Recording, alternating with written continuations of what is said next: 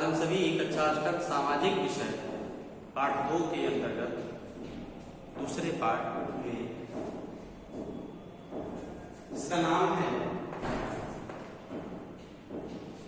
व्यापार से साम्राज्य तक। व्यापार से साम्राज्य तक।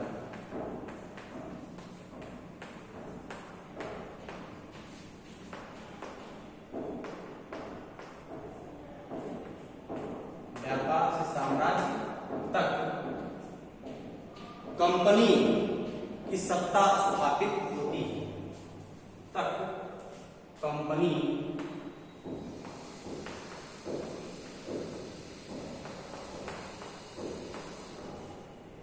सत्ता स्थापित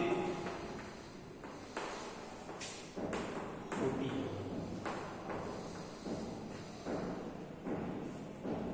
यह पाठ 2 का शीर्षक है, जिसके बारे में हम सबसे चर्चा करेंगे। सबसे पहले बात करते हैं इसके शीर्षक पर, व्यापार से साम्राज्य तक। साम्राज्य, व्यापार का अर्थ होता है कि किसी वस्तु का विनिमय करना, किसी वस्तु को खरीदना और उसको बेचना, वो क्या कहलाता है? व्यापार। और व्यापार से साम्राज्य तक, साम्राज्य का मतलब होता है कि किसी भी क्षेत्र पे अपना अधिकार कर लेना और उस पर अपना नियंत्रण लागू करना। अधिकार करके अपने अनुसार उस शासन संस्था या व्यवस्था को चलाना। कंपनी की सत्ता स्थापित होती है। कंपनी यानी आप कंपनी का नाम कह सकते हैं कि जहां पे कुछ व्यक्ति या कुछ संघ, कुछ समूह एक ही कार्य को किसी भी कार्य रूप में परिणित करते हैं, की सत्ता स्थापित होती है, यानी उसका अधिकार जमता है या उसका अधिकार होता है। अब इसके बारे में सबसे पहले चर्चा करेंगे तो आप सभी इसके पहले ईस्ट इंडिया कंपनी का नाम सुने होंगे, जिसके अधीन हम लोग रहे या जिसके द्वारा अंग्रेजों ने हमारे ऊपर सत्ता को स्थापित किया या सत्ता को हमारे ऊपर लागू किया या अपने अनुसार अपनी व्यवस्था को, हमारी व्यवस्था को चलाया, अपने अनुसार हमारी व्यवस्था को चलाया। इसकी शुरुआत कहां से होती है? इसकी शुरुआत पे जब हम चर्चा करते हैं तो शुरुआत में आता है कि पहले हम गुलामों के अधीन थे, गुलामों के गुलाम थे। उसके बाद हम लोग मुगलों के गुलाम थे या मुगलों की सत्ता भारत पे काबिज थी, और उसके बाद अंग्रेजों की सत्ता भारत पे काबिज हुई। तो हम आते हैं अंग्रेजों की सत्ता कैसे भारत पे काबिज हुई, इसकी चर्चा करते हैं। हम जब इसकी चर्चा करते हैं तो जो मुगलों में सबसे शक्तिशाली राष्ट्र या सबसे शक्तिशाली राजा के रूप में जो अंतिम शासक हमारे दिमाग में आता है, वो आता है औरंगजेब। औरंगजेब एक बहुत ही क्रूर, बहुत ही सख्त और इस्लाम को मानने वाला शासक था कि जो धर्म के नाम पर शासन सत्ता व्यवस्था को चलाता था। मुगल बादशाहों में औरंगजेब आखिरी एक शक्तिशाली बादशाह थे।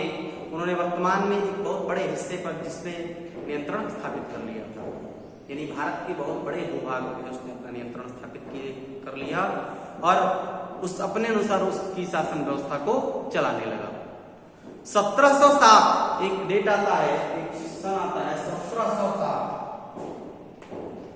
जिसके बाद औरंगजेब की मृत्यु होती है। 1707 में औरंगजेब की मृत्यु होने के बाद बहुत सारे ऐसे सूबेदार, यानी जो उसके आसपास के अमीर थे, जो उसके सहयोगी थे, जो सूबेदार थे और बड़े बड़े जमींदार जो थे, अपनी ताकत दिखाने लगे। यानी मान लीजिए ये पूरा भारतवर्ष है,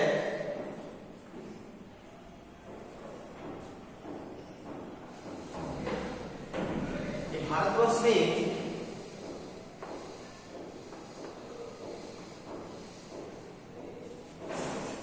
पूरे भारत में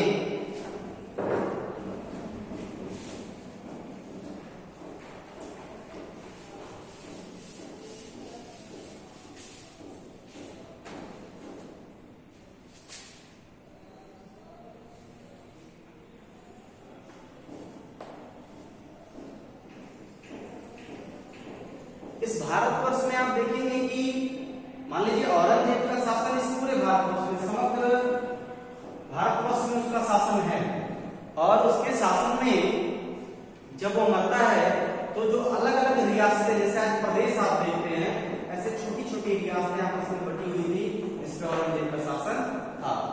और उसके मरने के बाद जो ये शासन थे, पहले एक में मिले रहते थे, ये आपस में जुड़े रहते थे, लेकिन बाद में क्या हुआ कि यह दोनों क्या हुए, स्वतंत्र हो गए। यानी इससे जो पूरा भारतवर्ष था और उस जिस भूभाग पे औरंगजेब का शासन था, उस भाग के जो छोटे छोटे राजा और जमींदार थे, वो स्वतंत्र होकर के अपनी ताकत दिखाने लगे। और जब ताकत दिखाने लगे तो उन्होंने अपनी क्षेत्रीय रियासतें कायम कर ली, यानी अपने क्षेत्र में अपनी रियासतें कायम कर ली और अपने आप को स्वतंत्र घोषित कर दिया कि हम स्वतंत्र हैं, हमारे ऊपर किसी का अधिकार नहीं है। और जैसे जैसे विभिन्न भागों में ताकतवर क्षेत्रीय रियासतें सामने आने लगी, दिल्ली अधिक दिनों तक प्रभावी केंद्र के रूप में नहीं रह सकी। यानी इससे कहा जा सकता है कि उसमें दिल्ली जो था वह क्या था, राजधानी के रूप में तब भी स्थापित था, और यही केंद्र था जो सारे एरियाज को रेगुलेट करता था, जो नियमित करता था, यानी अपनी तरह से चलाता था। और उस रेगुलेशन में औरंगजेब की मृत्यु के बाद ये सारे स्टेट नहीं रह सके। 18वीं शताब्दी, यानी हम जब 1707 की बात करते हैं तो 1700 ईस्वी को हम समाप्त मानते हैं, हम 18वीं शताब्दी में प्रवेश कर जाते हैं। जैसे 2020 चल रहा है तो 2000 हम 20वीं शताब्दी नहीं, 20वीं शताब्दी हम पार कर चुके हैं, हम 21वीं शताब्दी में हम चल रहे हैं। तो इसलिए 18वीं सदी के उत्तरार्ध तक जो राजनीतिक क्षितिज पर अंग्रेजों के रूप में एक नई ताकत उभरने लगी। और आप ये क्या जान सकते हैं कि अंग्रेज पहले एक छोटी सी व्यापारिक कंपनी के रूप में भारत आए, और उन्होंने क्या किया, यहाँ के इलाकों पर कब्जे में उनकी ज्यादा दिलचस्पी नहीं थी। मतलब वो किसी भी क्षेत्र पर अपना नियंत्रण स्थापित नहीं करना चाहते थे कि हम यहाँ पर रह करके अपना साम्राज्य स्थापित करें और यहाँ जो साम्राज्य है उसको हम रेगुलेट करें, ऐसे इनकी कोई दिलचस्पी नहीं थी। तो फिर ऐसा क्या हुआ, ऐसा क्या सिचुएशन हुआ, ये कैसे हुआ कि ये एक दिन में विशाल साम्राज्य के स्वामी बन गए। हम इस चैप्टर में यही देखेंगे कि वो कैसे बने, इस पे चर्चा करेंगे कि वो कैसे बने। इसकी चर्चा में सबसे पहला जो टॉपिक आता है, उस टॉपिक में हम देखेंगे कि कैसे वह कंपनी ने अपना नियंत्रण स्थापित किया। तो सबसे पहले पूर्व में ईस्ट इंडिया कंपनी का आना, पूर्व में ईस्ट इंडिया कंपनी का आना तो पहला टॉपिक है इसमें। या आप लोग याद रखिएगा 1707 में औरंगजेब की मृत्यु, 1707 में औरंगजेब की मृत्यु।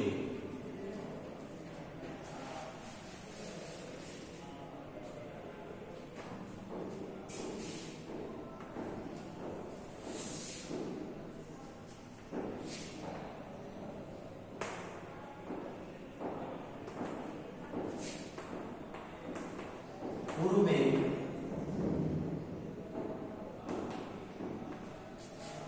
East India company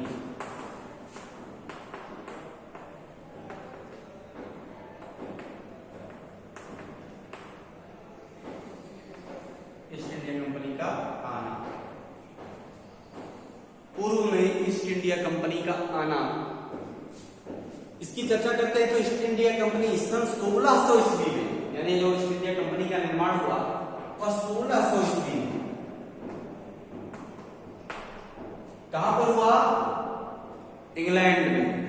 east India company ने इंग्लैंड की महारानी एलिजाबेथ, जिस समय ईस्ट इंडिया कंपनी बनी उस समय जो ब्रिटेन की महारानी थी उनका नाम था एलिजाबेथ प्रथम, से चार्टर्ड एक चार्ट होता है जिसपे हम क्या करते हैं, इजाजत लेते हैं, कहीं परमिशन लेते हैं, कहीं पे शासन, कहीं पे अपनी व्यवस्था चलाने। उन्होंने इजाजतनामा हासिल कर लिया, इससे कंपनी को पूरब से व्यापार करने का एकाधिकार मिल गया। यानी उस कंपनी को दूसरी कंपनी या कोई ब्रिटेन की नहीं आ सकती थी यहाँ पे व्यापार करने, केवल वही एक कंपनी थी ईस्ट इंडिया कंपनी जो आ सकती थी। कहाँ पे, पूर्व में व्यापार करने के लिए एकाधिकार, यानी एक का ही अधिकार होगा, दूसरे का नहीं। ऐसा उन्होंने इजाजतनामे पे अपना हस्ताक्षर करवा दिया। इस इजाजतनामे का मतलब यह था कि इंग्लैंड की कोई और व्यापारिक कंपनी इस इलाके में ईस्ट इंडिया कंपनी से होड़ नहीं कर सकती, यानी कंपटीशन नहीं कर सकती। ठीक है, इस चार्टर के सहारे कंपनी समुद्र पार कर नए इलाकों को खंगाल सकती थी और वहां से सस्ती कीमत पर चीजें खरीद कर उन्हें यूरोप में ऊंची कीमतों पर बेच सकती थी। कंपनी को दूसरी अंग्रेज व्यापारिक कंपनी से प्रतिस्पर्धा का कोई भय नहीं था। मेरे कहने का समझ पाए आप कि ईस्ट इंडिया कंपनी केवल यही एक ऐसी कंपनी थी जो ब्रिटेन से चल करके इंडिया में आएगी, पूर्व की तरफ व्यापार करेगी। दूसरी कोई कंपनी ब्रिटेन से नहीं आएगी जिससे उसकी स्पर्धा होगी, यानी वही एक कंपनी होगी जो अपने व्यापार को इधर व्यापार को लेकर फैलेगी और फूलेगी। उस जमाने में वाणिज्यिक कंपनियां मोटे तौर पर प्रतिस्पर्धा से बच करके काम करती थी और बचकर ही मुनाफा कमा सकती थी। अगर कोई प्रतिस्पर्धी ना हो तभी वे सस्ती चीजें खरीदकर उन्हें ज्यादा कीमत पर बेच सकती थी। लेकिन शाही दस्तावेज दूसरी यूरोपीय ताकतों को पूरब के बाजारों में आने से रोक सकता था, ऐसा उसके पास अधिकार था। जब तक इंग्लैंड के जहाज अफ्रीका के पश्चिमी तट पर को छूते केप ऑफ गुड होप का चक्कर लगाकर हिंद महासागर पार करते हुए पुर्तगाली भारत में आ चुके थे। अब देखिए 1600 में निर्माण हुआ किसका? ईस्ट इंडिया कंपनी का, और वास्को डी गामा ने 1498 में उसने एक व्यापारिक मार्ग की खोज कर ली जो पुर्तगाल से होकर के कहां पहुंचता है? कालीकट में पहुंचता है। ठीक है, 1498 वास्को डी गामा।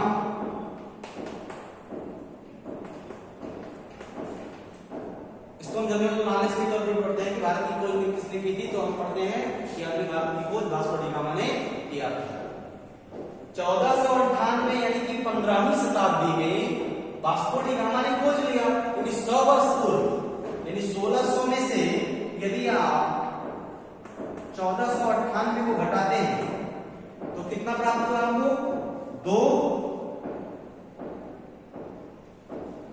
0 और 5 में से 4 गया 1, यानी 102 वर्ष पूर्व ही एक पुर्तगाल का ऐसा नाविक जिसने भारत आने की खोज कर चुका है और आ गया, और वह भी एक व्यापार के तौर पे नहीं, एक यात्री के तौर पे। तो जाहिर सी बात है अगर उस देश का यात्री को किसी दूसरे का पूर्व या आने का रास्ता यदि प्रशस्त होता है तो वहां के लोग आएंगे, और जब आएंगे तो आप सोचिए कि स्थिति क्या होगी कि 17वीं शताब्दी की शुरुआत तक जब भी, और डच भी वहां हिंद महासागर से व्यापार की संभावनाएं तलाशने लगे थे।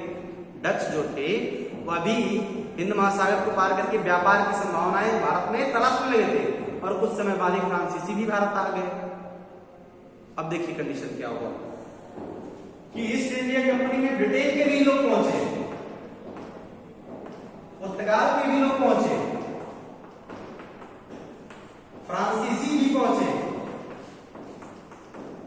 और डच भी पहुंचे, यानी ये 4 लोग भारत में पहुंच गए। और आप बताइए कि जब 4 व्यक्ति एक जगह होंगे तो क्या उनके मत एक होंगे? कतई नहीं। अब स्थिति क्या उत्पन्न हुई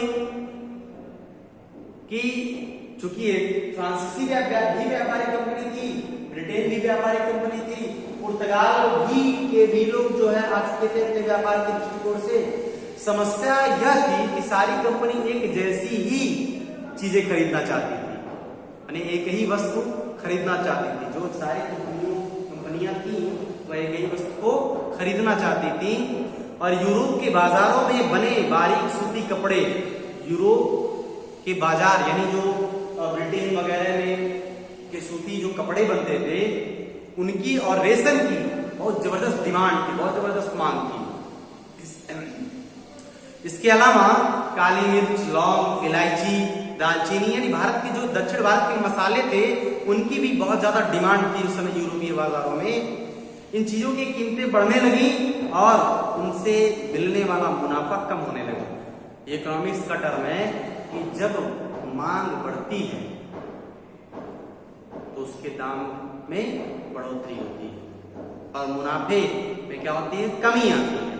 जैसे कि यदि आलू का स्टॉक 35 रुपया किलो है और हम 35 रुपया किलो खरीद कर उसको बोते हैं और उसमें अपने और भी खर्च जोड़े हुए, बोने के बाद पानी सींचना, तो जाहिर सी बात है कि जब उसको बेचेंगे तो 40 से ऊपर ही बेचेंगे तो मुनाफा क्या होगा, कम होगा। लेकिन वही आलू यदि हम कम में खरीदे और ज्यादा में बेचे, कम में 10 रुपए किलो खरीदे तो हमारा खर्च क्या हुआ, कम हुआ, और हम 40 से ज्यादा में बेचेंगे तो मुनाफा हमारा ज्यादा होगा। तो जाहिर सी बात है कि मुनाफे में क्या आने लगी, जब कमी आने लगी, और कमी आने के बाद ऐसी स्थिति उत्पन्न हुई कि फलने फूलने का जो रास्ता था वो बंद हो गया। अब इन व्यापारियों के जो फलने फूलने का रास्ता था वो अपनी प्रतिस्पर्धा में क्या हो गए, बढ़ गए, और बंद करके वो अपने मुनाफे को बंद कर लिया। इस प्रकार बंद कर लिया। कैसे बंद किया कि रास्ता यानी विकल्प तो यही था कि अपनी स्पर्धा को छोड़ करके ये एक दूसरे का सहयोग करते हुए बिजनेस करते, लेकिन ऐसा संभव नहीं था और व्यापारिक कंपनियों के फलने फूलने का जो रास्ता था वो बंद हो गया और इन व्यापारिक कंपनी के लिहाजा एक दूसरे पर कब्जे की होड़ लग गई। जैसे यदि हमको ज्यादा मुनाफा कमाना है तो उनके चीजों पे हम क्या करेंगे, हम बैन लगा देंगे या उसके ऊपर अपना अधिकार जमाने लगेंगे, और जब किसी के ऊपर अधिकार जमाने जाएंगे जाहिर सी बात है लड़ाई एक दूसरे में होगी। और इस कब्जे के होड़ में व्यापारिक कंपनियां के बीच लड़ाइयों की शुरुआत कर दी और 17वां और 18वीं सदी में जब भी मौका मिलता कोई एक कंपनी दूसरी कंपनी के साथ के जहाज डुबो देती या रास्ते में रुकावटें खड़ी कर देती और माल से लदे जहाजों को आगे बढ़ने से रोक देती, या व्यापार हथियारों की मदद से चल रहा था और व्यापारिक चौकियों को किलेबंदी भी सुरक्षित रखा जाता था कि यहाँ पर क्या हो, हमारी व्यवस्था हो जिससे उनके व्यापार को हम दूसरे के व्यापार को हम रोक सके। अब आती है ईस्ट इंडिया कंपनी बंगाल में व्यापार शुरू करती है। कैसे, इसकी चर्चा हम कल करेंगे।